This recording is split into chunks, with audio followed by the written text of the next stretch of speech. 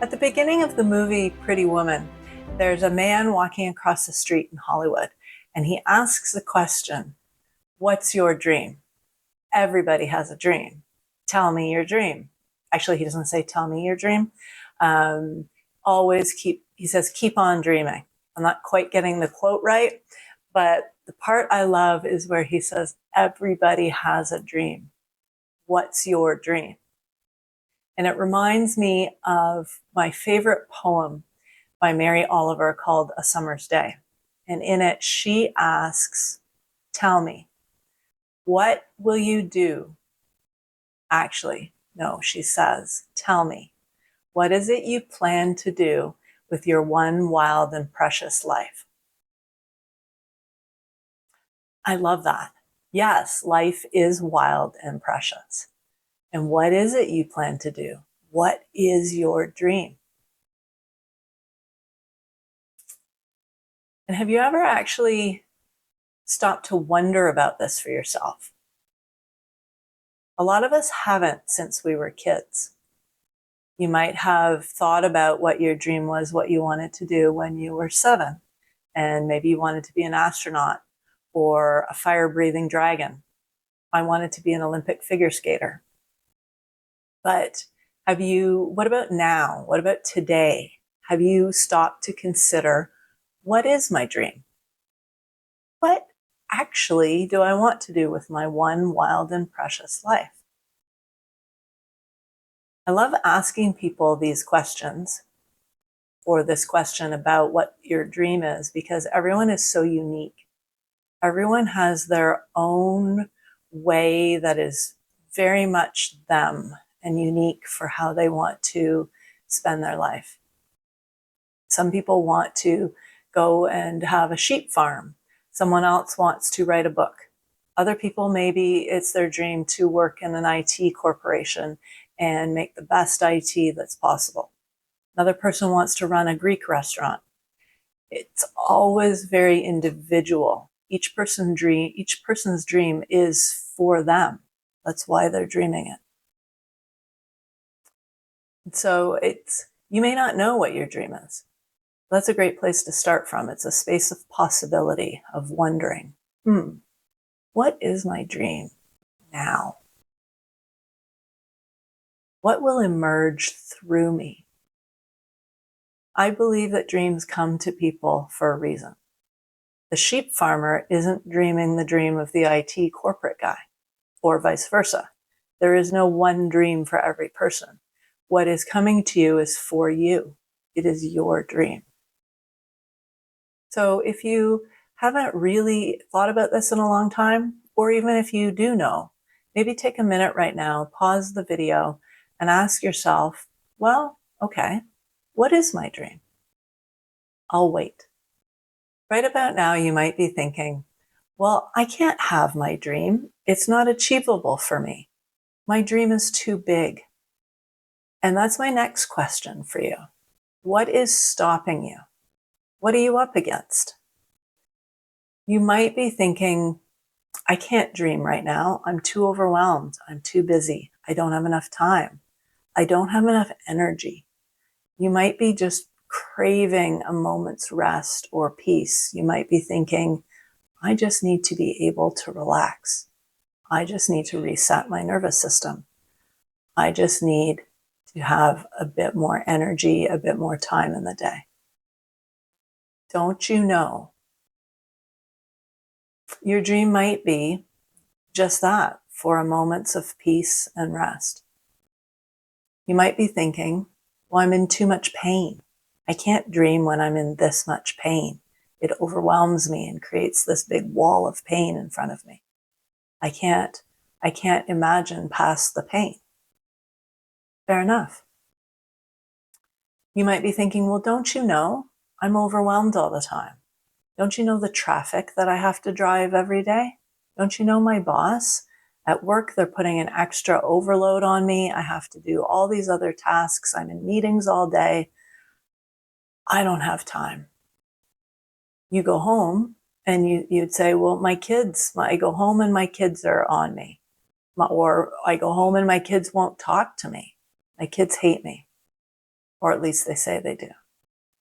You might be thinking, well, you don't know the trauma I grew up with. You don't know the household that I grew up in, and I'm afraid all the time, and I'm broken inside. So I can't dream until I look at that. So yeah, that's the question. What is stopping you, and what are you up against? Now, I probably don't have to ask you to pause the video here, because most people immediately, the things that are getting in their way or what's stopping them will come to mind. Everyone agrees, and everyone's dealing with different things, but everyone agrees that, yeah, it's hard to get through the week. Life is crazy. Everything is in your face all the time.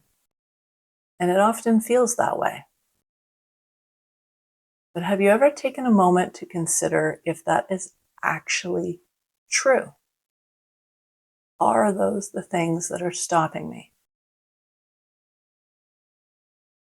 So let's really take a moment to look at this. How can something like your boss or your job keep you up at night? How do they have the power? They're not in the room with you while you're sleeping, are they? How is it that something outside of you can make any kind of effect on the inside of you? Oh, because they said this and this and that. And then they did this and this and the other thing they did. And they said that. Oh, and yeah, I forgot. I want them to like me, and I want them to think I did a good job. And I want them to, oh yes, I know. It seems so urgent. And it's like, oh, and then you can't sleep. It's so urgent. But wait, stop for a sec. How does that actually work? What's the mechanism behind that? How is it that something that happened in the past, or maybe will happen in the future, something outside of you, has the power to create a feeling, an emotion, or a sensation to happen from inside you? Huh. Doesn't that look weird to you? Aren't you curious about that? When I hear myself say it the way I just did, I get really curious about, well, that's strange. How does that work? What's the mechanism? And it's even more strange that everybody agrees. Oh, of course, it works that way. But nobody knows how. They might have theories. There's an Indian sage called Sadhguru, and he says, I have not given the privilege to anyone to make me happy, unhappy, angry, or miserable. I reserve that privilege for myself alone. You may have noticed, I've noticed this for myself. You may have noticed on one day, one type of thing bothers you, but on another day, that same thing, you don't really care about it. That's weird. Or you might be completely unbothered about something, while somebody else, a friend, might be freaked out. Or maybe the other way around. I've had it where I was the one unbothered, and other people thought that something was a big deal. That's strange. So if something is true, kind of on the level that gravity is true. Gravity is true for all humans everywhere. So if something is true on that level, for example, how human beings work, how you can generate a feeling or an emotion, something's true, then it would be true all the time. It wouldn't be true one day and then not true the next day, or true for one person but not somebody else. Have you ever been around little kids where they blame you for things and they get really angry and they say, oh, you made me angry? It might be because maybe you wouldn't give them a third cookie and you said no. And they said, but you made me angry. And you laugh And you say, no, I didn't make you angry. And it looks ridiculous to you. They made themselves angry. They wanted a third cookie. That's all it was. It had nothing to do with you. This points to a fundamental truth that our experience of life doesn't come from anything outside of us at all. It comes from you. It comes from inside of all of us, or each of us. Life happens from the inside out. Our felt feeling that we have in any moment that we often will run around and try to fix or distract ourselves from. We might drink alcohol to feel better, any number of distractions, movies, books, on the more destructive end, drugs. We try to distract ourselves from our felt feeling in the moment, which that comes entirely from how we are painting our worlds from inside of us. At this point, a lot of people would say, yeah, okay, I know it's my response to the thing. It's my response to my boss. It's the kid's response to not having another cookie. Everyone would respond that way. Everyone wants a third cookie, don't they? Except if you look around and sort of test it out, that's not actually true, is it? Some people might love to have your job. They might thrive with the extra workload. Some people love driving, even if it's busy traffic. Not everyone responds the same way to the same thing. If the cause of our feeling was from the outside, inherent in the thing on the outside, everyone would feel the same way on the inside. But that's not true. Everyone has different responses. We even have a saying for it, different strokes for different folks. Everyone likes different things. Everyone doesn't like different things. And that's great. Have you ever experienced a stressful situation or what looked stressful to you in the moment and everything changed in that moment all by itself? That's always very curious when that happens. I remember being stuck in traffic once, and I used to drive into Toronto. It was a couple hours in stop and go traffic, and it was always very stressful, and I hated it. And I actually would get really angry and probably into what you would call road rage. And it was not that bad. I remember there was a day where all of a sudden my anger and my upset and my irritation and, oh no, I'm going to be late for my thing, just looked like a giant waste of time. All of a sudden, my entire experience of traffic on the way to Toronto changed in an instant, in the moment. There was nothing different outside of me. And I didn't feel stressed anymore. I relaxed, my body relaxed. I started to enjoy the ride. I enjoyed the music. And then ever since then, yeah, I'd rather that the traffic wasn't busy, but I don't mind it. And not very often I enjoy it. Have you ever been the calm one in a situation where everybody else was losing their mind? Maybe an emergency situation, or maybe just a crisis at work where something needed to be resolved and you just calmly went about it while everyone else was not calm. Have you ever had a life event happen, a divorce, a job loss, something where everyone knows this is stressful, except you were secretly relieved? You were glad it was a good thing. You didn't want that job anyway.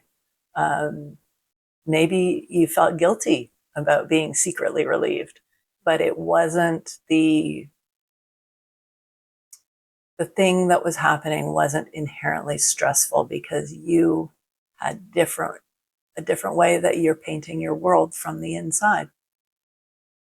These exceptions that look like exceptions aren't actually. It points to life doesn't happen that way from the outside. You are the power. Nothing from outside of us can make us feel anything without our permission or our participation. You are the power. You're where it all comes from and where it starts.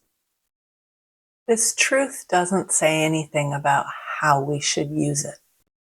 It just speaks to the fact that life happens from the inside out. It's the logic behind life. Before moving on to the next video, take a minute to see for yourself if you can recall maybe a time where you responded differently than was your habit. Did something change for you in the middle, like my traffic experience? Were you ever the one who didn't think something was a big deal? Have you ever seen for yourself where it was really obvious that life was happening from inside you outwards? Are there areas where this looks like an exception to you? Maybe sometimes everyone would respond in the same way to a given circumstance, and life happens from the outside in. Are there some areas where you're not sure? Does that look suspicious to you? Are you clear about this in some areas, maybe not others? Enjoy exploring and being curious about what lands and what maybe doesn't land for you. I will see you in the next video where we will look at how we do this, how we are the power behind our creation of our experience of life. We are the power of bringing life from inside us outwards.